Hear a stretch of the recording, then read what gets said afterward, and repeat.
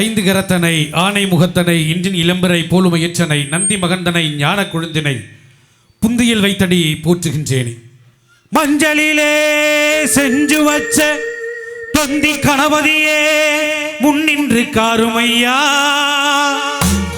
எங்கள் மஞ்சள் முகத்தவளை ஆயக்காரன் புலம் மழை மாரியம்மனை பாடிட வரம் எனக்கு தாருமையா. மன்னல் அந்த காளியவள் மழை மாரியம்மன் கோயில் கொண்டு ஆடியிலே தேரோட ஓடி வருகிறாள். ஆதி பரமேஸ்வரியாம் அங்காள ஈஸ்வரியாம் ஆயக்காரம்புல எல்லையிலே ஆடி வருகிறாள். அங்கே இடி முழங்குது கருப்பசாமி தங்க கலசம், அங்கே இடி முழங்குது கருப்பசாமி தங்க கலசம். நல்ல நல்ல குதிரையில வீச்சருவா கையில் ஏந்தி, நல்ல நல்ல குதிரையில வீச்சருவா கையில் ஏந்தி தேடி வேட்டையாடி வர கொட்ட கருப்பசாமி வரண கருப்பசாமி வர தரண கருப்பசாமி வரண கருப்பசாமி வர தரண கருப்பசாமி. அங்கே இடி முழங்குது கருப்பசாமி தங்க கலசம் மின்னுது.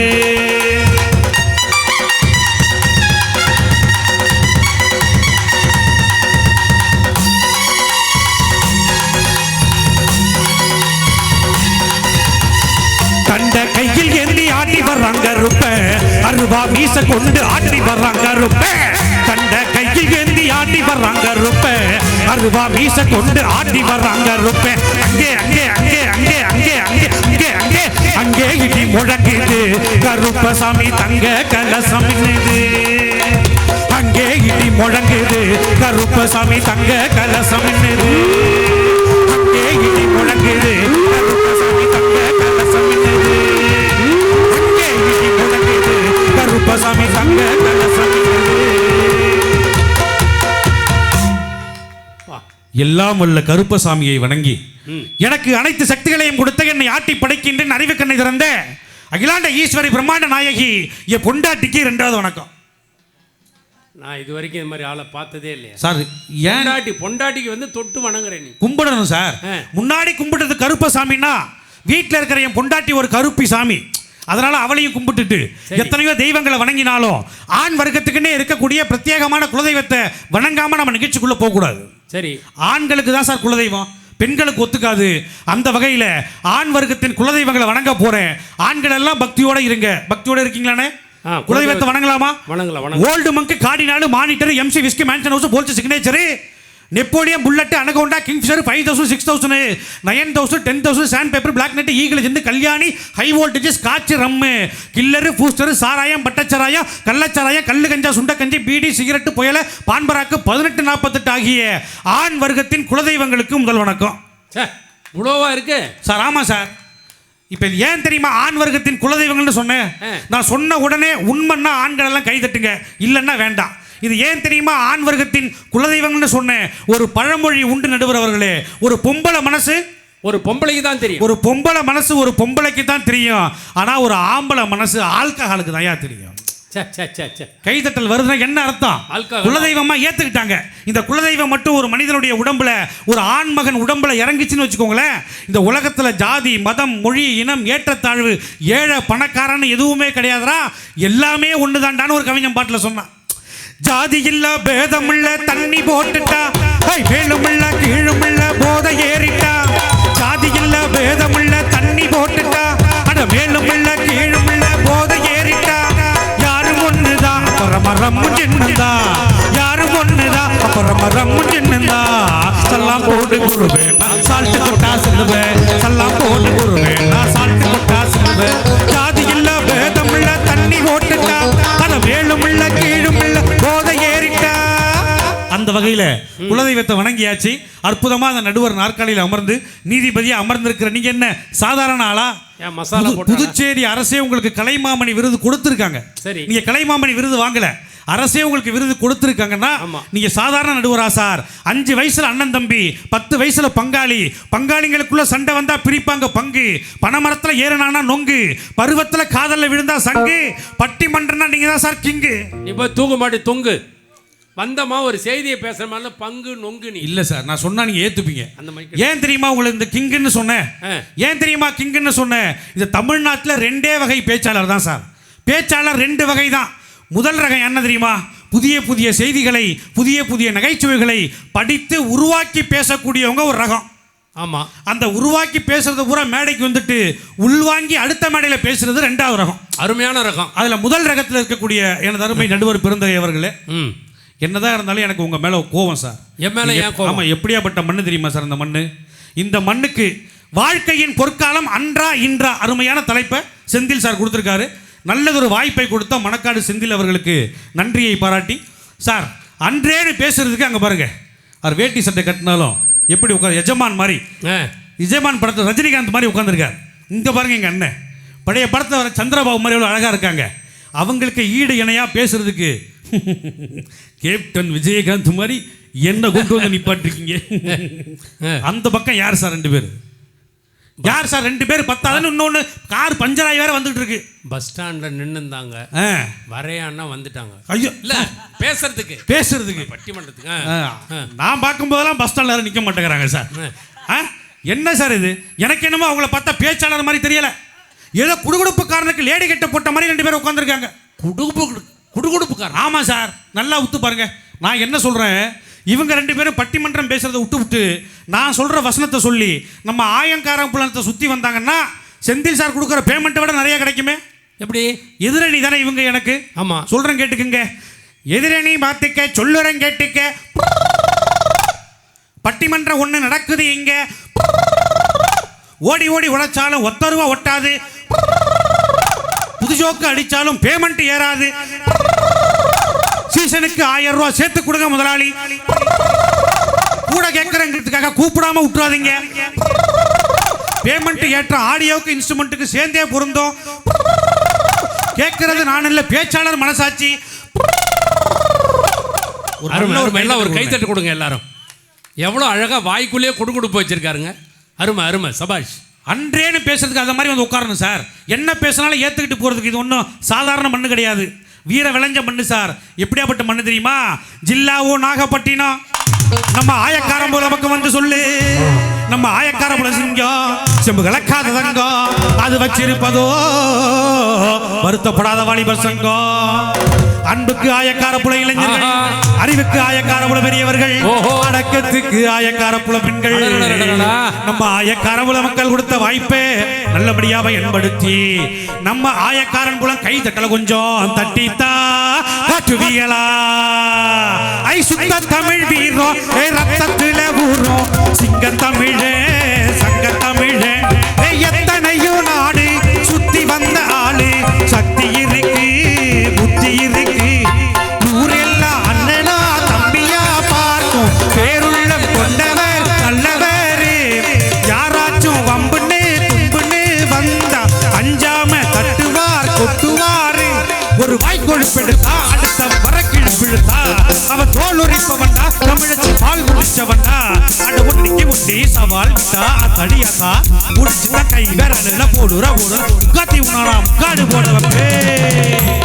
சாந்து பொட்டு ஒரு சந்தன பொட்டு எடுத்து வச்சுக்கம்மா, பூ முடிச்சு ஒரு சேலைய கட்டு, இனி நீ வெட்டிய கட்டிக்கலாமா?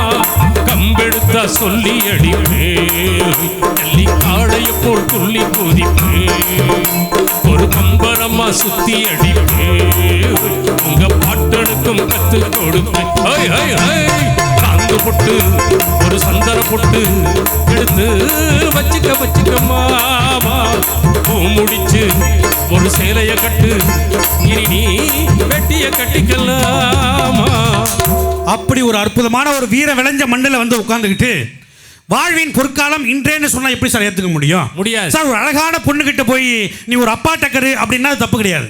ஒரு அழகான பொண்ணு கிட்ட போய் நீ ஒரு அப்பா டக்கருன்னா தப்பு கிடையாது. ஆனா அதுவே அந்த பொண்ணோட அப்பா கிட்ட போய் உன் பொண்ணு டக்கருன்னா அது ரொம்ப தப்பு, பெரிய பிரச்சனை. இது எப்படி தப்போ அதனால தான் வாழ்க்கையின் பொற்காலம் இன்றேன்னு சொன்னா ரொம்ப தப்பு சார். சார் நீங்க எத்தனை பட்டிமன்றத்துக்கு இது வரைக்கும் நடுவராக இருந்திருப்பீங்க?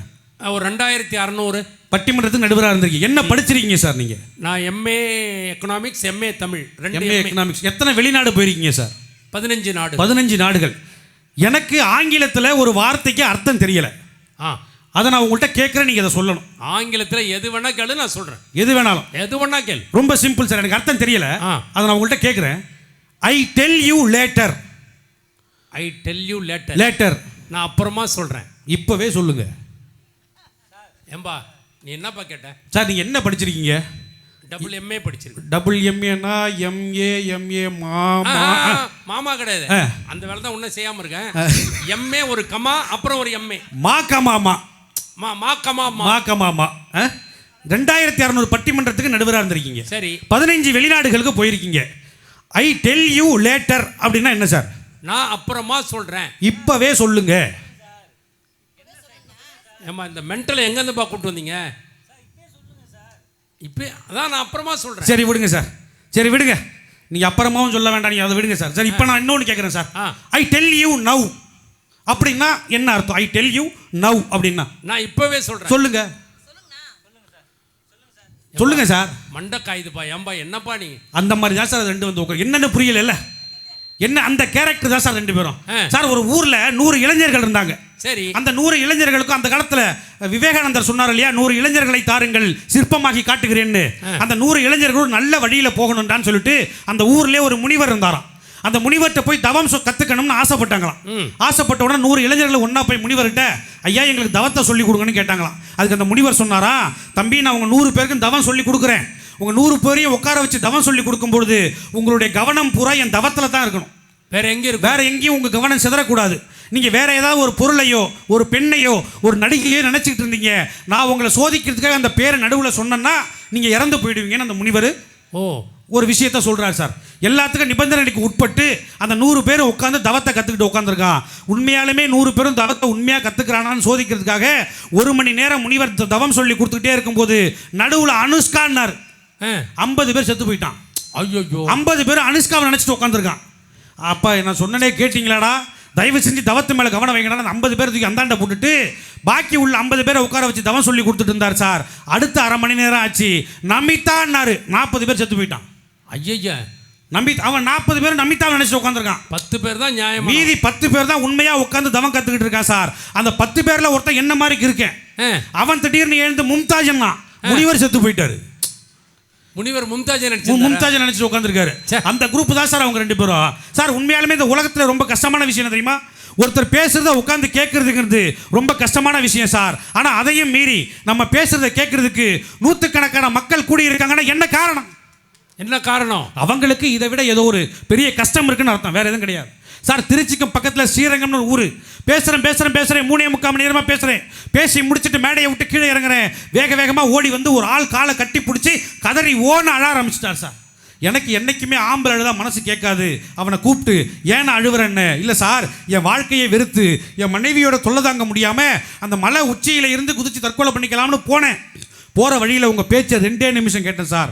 என் வாழ்க்கையில தற்கொலையே பண்ணிக்க கூடாதுங்கிற முடிவு கொண்டேன் நான் மனசு. அருமை, ஒரு உயிரை காப்பாத்திருக்கேன். ஆமா சார், ஒருத்தன் தற்கொலை முயற்சியை என் பேச்சு காப்பாத்துச்சுன்னா எனக்குள்ள எவ்வளோ ஒரு கர்வம் இருக்கும். அவனை கூப்பிட்டு ஆம்பளையா இருந்தாலும் பரவாயில்லன்னு கூப்பிட்டு கட்டி பிடிச்சி கையை கொடுத்து, ஏன்னா உன் தற்கொலை முயற்சியை என் பேச்சு காப்பாத்துச்சுன்னு சொன்னியே, என் பேச்சு அம்புட்டு நல்லாவா இருந்துச்சுன்னு கையை தட்டி விட்டு சொல்றான் சார். ஏண்டா லூசு பயல, இவ்வளவு மோசமா பேசுற நீயே உயிரோட இருக்கும்போது நான் ஏண்டா சாவணும்னா?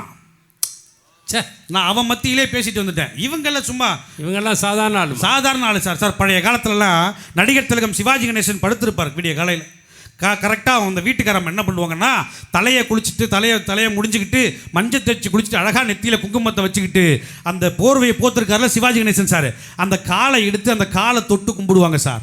ஆமாம், அதை பார்த்து ஏமாந்து கல்யாணம் பண்ணேன் சார். நான் ஏமாந்து கல்யாணம் பண்ண. நம்மளுக்கும் அப்படி செய்வாங்க, நமக்கும் அப்படி செய்வா, நமக்கு வரப்போட்ட பொண்டாட்டியும் அப்படி செய்வா, அந்த காலத்து பொண்டாட்டி மாதிரி இந்த காலத்தில் இருப்பா அப்படின்னு ஏமாந்து கல்யாணம் பண்ண சார். நான் முத்துக்குமார் தான் அழகாக சொல்லியிருப்பாரு, மகள்களை பெற்ற அப்பாக்களுக்கு மட்டும்தான் தெரியும் முத்தம் காமத்தில் சேர்ந்ததில் என்று. அது நான் முத்துக்குமார் சொன்னது. நான் முத்தி போய் சொல்கிறேன் பாருங்க, மகள்களை பெற்ற அப்பாக்களுக்கு மட்டும்தான் தெரியும் மருமகன் எவ்வளோ பாவம்னு. எவ்வளோ வாழ்க்கையில் குடும்பத்தில் கஷ்டப்படுறோம் தெரியுமா சார்? நான்லாம் காதலிச்சு கல்யாணம் பண்ண சார். கல்யாணம் முடிஞ்ச உடனே என் பொண்டாட்டி கையை பிடிச்சி என் மாமனார் என் கையில் கொடுக்கும் பொழுது மனுஷன் தேம்பி அழுதார் சார். என்ன இருந்தாலும் 25 வருஷம் பெத்து எடுத்து வளர்த்த பாசங்கிறது இருக்க தானே செய்யும்ட்டு என் மாமனார் கையை பிடிச்சிக்கிட்டு சொன்னேன், மாமா நீங்கள் ஒன்றும் கவலைப்படாதீங்க, உங்கள் பொண்ணை நினச்சி பயப்படாதீங்க மாமா, நான் பார்த்துக்கிறேன்னு. மாமனார் மறுக்க என் கையை பிடிச்சிட்டு மனுஷன் சொன்னா, மாப்பிள்ள நான் என் பொண்ணை நினச்சி பயப்படலையா, நான் ஒன்றை நினச்சி பயப்படுறேன்னா. 3.25 வருஷத்துக்கு முன்னாடி என் மாமனார் ஏன் அப்படி சொன்னாருன்னு 3 மாதத்துக்கு முன்னாடி தான் சார் தெரிஞ்சுது. திண்டுக்கல்ல பட்டிமன்றம், பகல் பட்டிமன்றம் சார். முடிச்சுட்டு வேக வேகமாக வீட்டுக்கு வந்துட்டேன். பசிக்குது. இங்கேருந்து வேக வேகமாக போனேன் என் பொண்டாட்டிக்கிட்ட. அடியே பசிக்குதுரி சோறு பொறின்னு. என் பொண்டாட்டி காதலை வாங்கலை. 5 நிமிஷம் ஆச்சு, 10 நிமிஷம் ஆச்சு. அடியே பசிக்குதுரி சோறு பொறின்னு என் பொண்டாட்டி காதலை வாங்கலை. அந்த நாடகம் முடிஞ்சு அடுத்த நாடகமும் போட்டாங்க சார். அடியே பசிக்குதுரி சோறு பொறின்னு என் பொண்டாட்டி காதலை வாங்கலை சார். வேக வேகமாக போனேன், பீரோவை திறந்தேன். என் பொண்டாட்டியோட பட்டுப்புடவை ஒன்று மேலே இருந்துச்சு, எடுத்துட்டு வந்தேன். உத்தரத்தில் கட்டினேன், மாட்டிக்கிட்டு தொங்கலாம்னு போகிறேன். என் மனைவி நெஞ்சில் அடிச்சுக்கிட்டு உடையாந்தாங்க. ஐயோ மாமா வேண்டாம், ஐயோ மாமா வேண்டாம், ஐயோ மாமா வேண்டான்னு என் மனைவி நெஞ்சில் அடிச்சுக்கிட்டு உடையாந்தாங்க. என்ன இருந்தாலும் தொட்டு தாலி கட்டின புருஷங்கிற பாசம் இருக்க தானே செய்யும்ட்டு கழுத்தில் மாட்டின என் பொண்டாட்டியோட புடவையை கழட்டி, ஏண்டா செல்லம் மாமா மேலே அவ்வளவு பாசமானு கேட்குறாங்கக்கா. வெடுக்குன்னு புடவையை பிடிங்கிக்கிட்டு சொல்கிறா, அதெல்லாம் ஒரு மண்ணும் கிடையாது. இந்த புடவையோட விலை 38,000 ரூபாய். ரேஷன் கடையில் சும்மா கொடுத்த புடவை இருக்குது, அதில் தூக்கு மாட்டி கேட்குறா என் பொண்டாட்டி. ஓ, புடவைக்காக தான் ஓடி வந்தாங்களா? 38,000 ரூபா புடவையான். தூக்கு மாட்டினா அதை எரிச்சிருவாங்களாம். என்ன கொடுமை. இந்த காலத்து பொண்டாட்டிங்களாம் இங்கே கணவன் மேலே பாசமாக இருக்காங்களா சார்? என் பொண்டாட்டிகிட்ட நான் கேட்டேன், சார் கண்ணு செல்லம் உனக்கு என் மேலே பாசம் அதிகமா நம்ம குழந்தை மேலே பாசம் அதிகமானு கேட்டேன். சரி, என் மனைவி என்ன சொல்லியிருப்பான்னு நினைக்கிறீங்க? உங்கள் மேலே தான் பாசம்னு சொல்லியிருப்போம். அப்படி தானே சொல்லணும். ஆனால் குழந்தை மேலே தான் பாசம் அதிகம்னு சொன்னா. ஆனால் நான் அதை நம்பலை சார். எனக்கு தெரியும் என் பொண்டாட்டி என் மேலே தான் பாசமாக இருக்கான்னு. எப்படி தெரியுமா? நானும் என் பொண்டாட்டி எங்கேயாவது வெளியில் போகிற மாதிரி இருந்தா என்னுடைய 3 வயசு குழந்தைய கொண்டு போயிட்டு பக்கத்து வீட்டுக்காரர்கிட்ட விட்டுட்டு, அக்கா அக்கா நானும் என் புருஷனை வெளியில் போகிறோம், போயிட்டு வர வரைக்கும் இங்கே குழந்தைய கொஞ்ச நேரம் பார்த்துக்கன்னு சொல்லுவான். சரி, மஞ்சளிலே நீராடி குங்குமத்தாள் பொட்டுமிட்டு பூவாடை காரியம்மா நீ மருளாடி வந்திடம் உடுக்கை வம்பை முரசொலிக்க உருமி மேலம் தான் ஒலிக்க தாயே நீ சீரி எழுந்திடம்மா. ஆயக்காரமுலத்தில் கோயில் கொண்டு என் அங்காள மலை மாறியம் தாயே ஆத்தாலே அழைக்கின்றேன் ஆடி இங்கு வந்திடம்மா.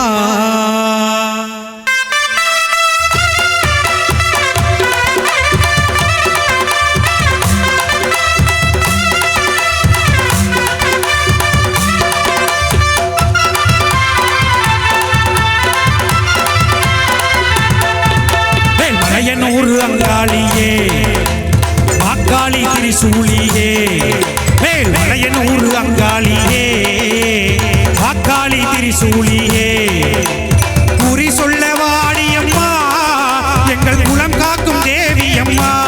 அம்மம்மா மலையனூர் அங்காளியே மாக்காளி திரிசூலியே, மேல் மலையனூர் அங்காளியே மாக்காளி திரிசூலியே.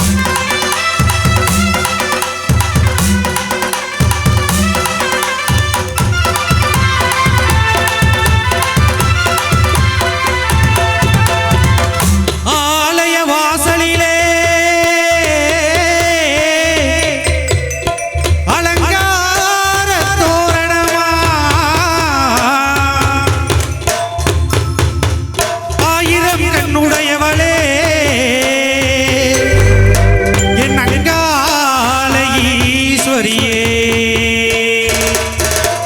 திருவிளக்கின் ஒளியிலே தாயே திருவாக்கு சொல்லிடம்மா திருவிளக்கின் ஒளியிலே தாயே திருவாக்கு சொல்லிடம்மா மாவிளக்கின் ஒளியிலே தாயே மக்கள் குறை தீர்த்திடம்மா மாவிளக்கின் ஒளியிலே தாயே மக்கள் குறை தீர்த்திடம்மா அம்மம்மா அந்தரியே சுந்தரியே.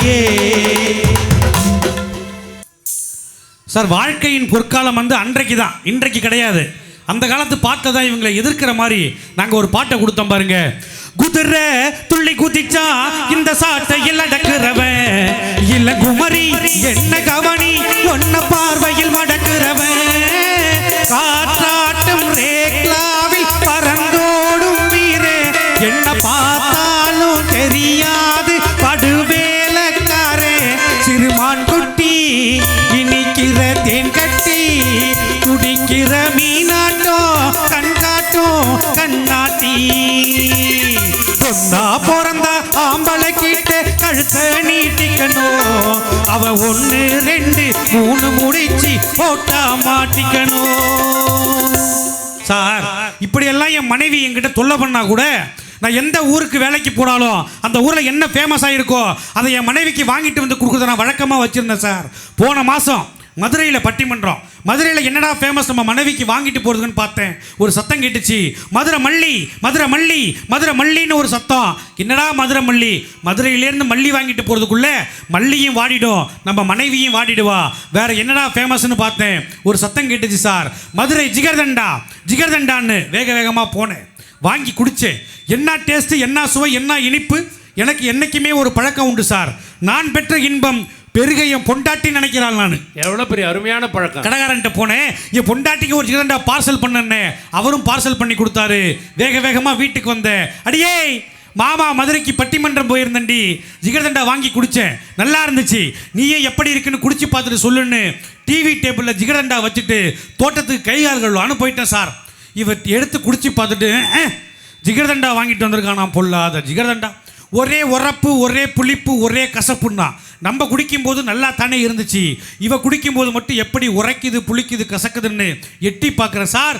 இந்த லூசு ஜிகர்தண்டாவை எடுத்து குடிக்கிறதுக்கு பதிலாக டிவியை பார்த்துக்கிட்டே பக்கத்தில் இருக்கிற பினாயில் பாட்டில் எடுத்து குடிச்சிட்டு உட்காந்துரு. ஐயோ, இந்த காலம் விளங்குமா சார்? எனக்கு அரசாங்கத்தில் 48 நாள் ட்ரைனிங் போட்டாங்க. ட்ரைனிங் போகிறதுக்கு ஒரு வாரத்துக்கு முன்னாடி தான் என் பொண்டாட்டிக்கு வளையகாப்பு முடிஞ்சுது சார். ட்ரைனிங் போன நான் தெரியாம தான் கேட்குறேன் சார். வளகாப்பு வரைக்கும் போயிடுச்சு இல்ல? ஆமா சார். அப்புறம் எதுக்கு ட்ரைனிங் சார்? இது வேற சார், அதுக்கு வேணாம் சார் ட்ரைனிங். ஓ சரி சரி, இது ஆமா சார், இது வேற ட்ரைனிங். இது அரசாங்கத்தில் போட்டாங்க. ட்ரைனிங் போனேன். அடுத்த ஒரு வாரத்தில் எனக்கு ஃபோன் வருது, உங்களுக்கு ஆம்பளை புள்ள பிறந்திருக்குன்னு. கையும் ஓடலை காலும் ஓடலை, கையில் இருக்கிற வாட்சு கூட ஓடலை சார். ட்ரைனிங் கொடுத்த அதிகாரிகள்ட்ட எல்லாம் போய், ஐயா எனக்கு ஆம்பளை புள்ள பிறந்திருக்கான், 2 நாள் லீவ் கொடுங்க, நான் போய் பார்த்துட்டு வந்துடுறேன்னு கெஞ்சிடுறேன் கதறேன். அதிகாரிகள்லாம் சொன்னாங்க, சக்தி என்ன லீவெல்லாம் கிடையாதுப்பா, ட்ரைனிங் வந்து 48 நாள் முடிச்சுட்டு தான் போகணுன்னாங்க. அந்த 48 நாளும் நம்ம புள்ள நம்மளை மாதிரி கருப்பாக இருக்குமா, நம்ம மனைவி மாதிரி சிகப்பாக இருக்குமான்னு 1000 கனவுகளை நெஞ்சில் சுமந்துக்கிட்டு 49வது நாள் என் பொண்டாட்டிக்கு தேவையான சத்தான பழங்களும் என் பிள்ளைக்கு தேவையான விளையாட்டு ஜாமான்னு வாங்கிக்கிட்டு வேக வேகமாக வீட்டுக்கு போகிறேன் சார். வாசலில் என் மனைவி குழந்தைய வச்சுக்கிட்டு நின்றுட்டு இருந்தா. 49 நாள் ஏக்கம். வேக வேகமாக போனேன். ஐயோ அந்த கண்ணை பாரு என்ன மாதிரியே இருக்கு, அந்த மூக்கை பாரு என்ன மாதிரியே இருக்கு, அந்த தாடையை பாரு என்ன மாதிரியே இருக்குன்னு கொஞ்சம் நம்ம பாருங்க. ஒரே அரவுட்டா என் பொண்டாட்டி. ஏன் எனக்கு ஒன்றும் விளங்கல. என் பிள்ளைய நான் கொஞ்சம் எதுக்கடி அடிக்கிறேன்னு கேட்குறேன். என் பொண்டாட்டி சொல்றா, லூசு பையல நம்ம புள்ள உள்ள தூங்குதுரா, இது எதிர் வீட்டு பார்வதி அக்கா குழந்தைன்னா. ஆனா குழந்தை வந்து கண்ணு மூக்கு வாயெல்லாம் ஒன்ன மாதிரியா இருக்கு. என்ன மாதிரியே தான் இருக்கு. ஆனா உங்க தலை மேல சத்தியமா சம்பந்தம் கிடையாது. எனக்கு அதுக்கும் அது என்னன்னு எனக்கும் புரியல சார். எனக்கு புரியுது. என்ன சார் நீங்க இப்படி சொல்றீங்க? 48 நாள் ட்ரைனிங் கொடுத்துருக்காங்களே. ட்ரைனிங் கொடுத்தாங்க சார். ரொம்ப படுத்துறா சார். இந்த வேதனை இந்த சோதனை எல்லாம் நம்ம மக்கள் முன்னாடி சொல்லாம நான் எங்க சார் போய் சொல்ல போறேன்? காலையில எழுந்ததுமே காப்பி போட சொல்லுறா, காப்பி போட லேட்டானா கட்டையால அடிக்கிறா, இட்லியை ஊத்த சொல்லி இடுப்புல குத்துறா, இட்லி வேகும் முன்னே தட்டெடுத்து நிற்கிறா, அத்தனையும் மறந்து புட்டு அவன் நினப்புல வாழுறேன், அத்தாப்பம் பேச்ச கேட்டு அவ அசிங்கப்படுத்துறா, பட்டிமன்ற நடுவரே பணங்கெட்டு புடுங்குறா, பட்டிமன்ற நடுவரே பணங்கெட்டு புடுங்குறா, ஏ சோக அக்கா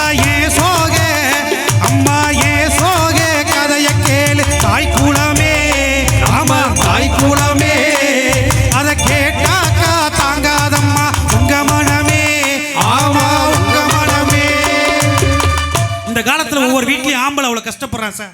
நல்லா யோசிச்சு பாருங்க சார். கால்குலேட்டர் வந்துச்சு, வாய்ப்பாடு மறந்து போச்சு. மேப்பு வந்துச்சு சார், கூகுள் மேப்பு வந்துச்சு, திசைகள் மறந்து போச்சு.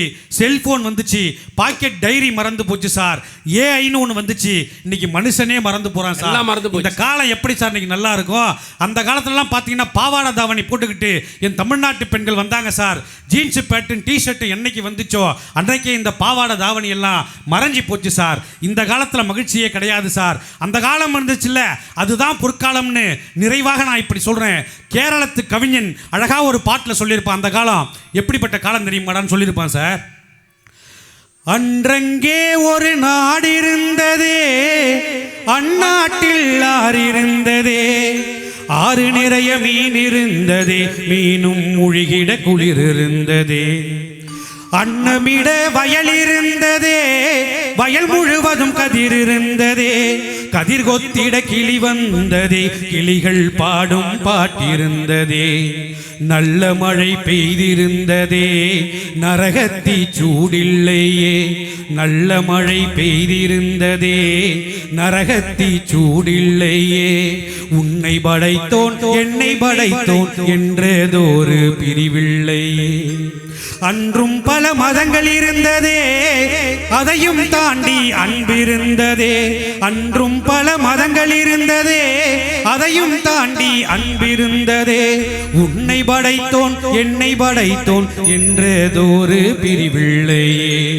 அந்நாட்டை கண்டவருண்டோ, எங்கே போனது தெளிவுண்டோ? அந்நாட்டை கண்டவருண்டோ, எங்கே போனது தெளிவுண்டோ? அந்நாடு இறந்து போனதோ, அதுவும் வெறும் கனவானதோ? அந்நாடும் இறந்து போனதோ, அதுவும் வெறும் கனவானதோ? ஆகவே நடுவர் அவர்களே, வாழ்க்கையின் பொற்காலம் அன்றே அன்றே அன்றே என்ற நல்லதொரு தீர்ப்பினை வழங்குமாறு கேட்டுக்கொண்டு என் இளைய தலைமுறைக்கு ஒரு செய்தியை பதிவிடுகிறேன். நீ நேசிக்கும் மங்கை உன்னை நேசிக்க மறந்தால் வருத்தப்படாதே, கவலை கொள்ளாதே.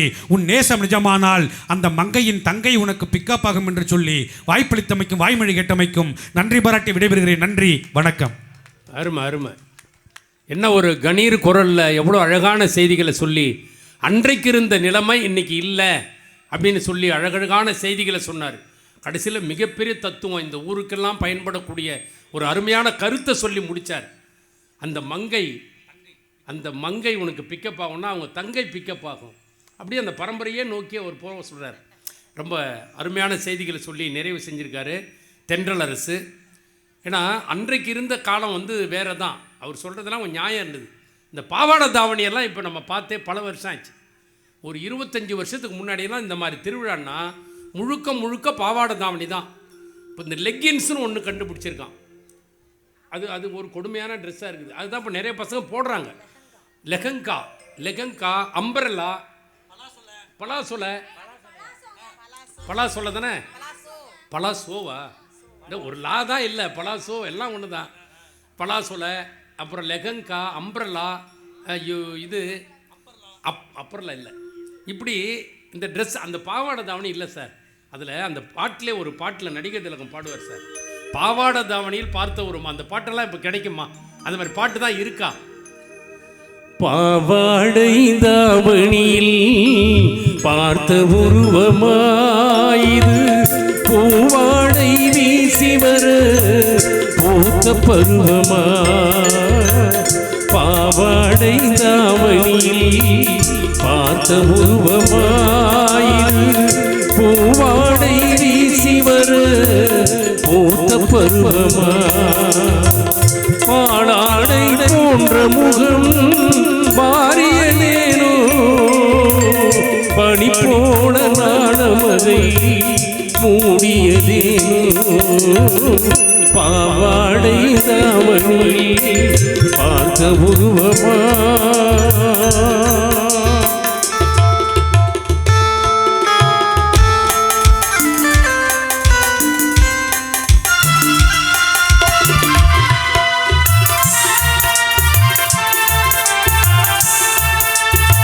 தத்தி தத்தி நடப்பதற்கே சொல்ல வேண்டுமா நீ? முத்து முத்தாய் சிரிப்பதற்கே பாட வேண்டுமா? தத்தி தத்தி நடப்பதற்கே சொல்ல வேண்டுமா நீ முத்து முத்தாய் சிரிப்பதற்கே பாடம் வேண்டுமா முக்கணியே முத்தமிழே மோக வண்ணமே நீ இப்பொழுதும் எப்பொழுதும் நமது சொந்தமே பாவாடை தாவணியில் பார்த்த உருவமாயிரு பூவாடை வீசி வர பூத்த பருவமா. இப்படி அந்த பாட்டுக்கெல்லாம் இருந்த அந்த என்ன அழகாக வாசித்தாங்க, எவ்வளோ சந்தோஷமான வரிகள். ஆனால் அந்த வரிகள் கூட இன்னைக்கு இல்லை அப்படின்னு தென்றல் முடிச்சிருக்காரு. இல்லை